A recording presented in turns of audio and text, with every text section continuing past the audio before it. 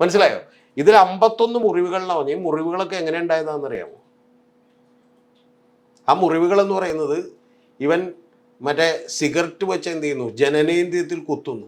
ആരുടെ? 1.5 വയസ്സുള്ള കുഞ്ഞിൻ്റെ. ഒരു മറുവാക്ക് പോലും പറയാൻ പറ്റാതെ കരയാൻ മാത്രം അറിയാവുന്ന ഒരു കുഞ്ഞിനെ കുത്തുന്നു.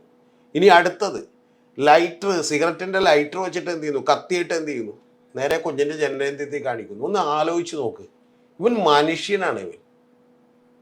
ഇനി ഇതെല്ലാം പോട്ടെ, ഇതൊക്കെ അറിഞ്ഞിട്ട് ഒരമ്മ എന്ത് ചെയ്യുന്നു, ആ കുഞ്ഞിൻ്റെ ദേഹത്തുണ്ടായിരുന്ന ഒരു മുറിവുകളും അമ്മ അറിഞ്ഞില്ലെന്നാണോ?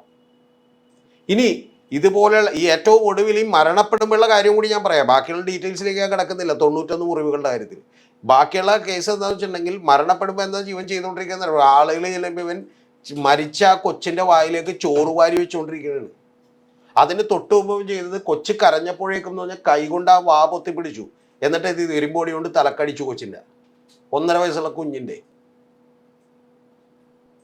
എന്നിട്ട് അത് കഴിഞ്ഞിട്ടാണ് ഇവൻ്റെ ഈ വേഷം കിട്ടുന്ന ആലോചിക്കണം. അവൻ വരുമ്പോഴേക്കും എന്ത് ചെയ്യണം, അവൻ കൊച്ചിൻ്റെ വായിലേക്ക് ചോറ് വെക്കണം. അതായത് ചോറ് കഴിക്കുമ്പോൾ തൊണ്ടയിൽ കുടുങ്ങി മരിച്ചു പോയതാണ്. അസ്വാഭാവികമായിട്ടുള്ള ഒരു കരച്ചിലേറ്ററാണ്.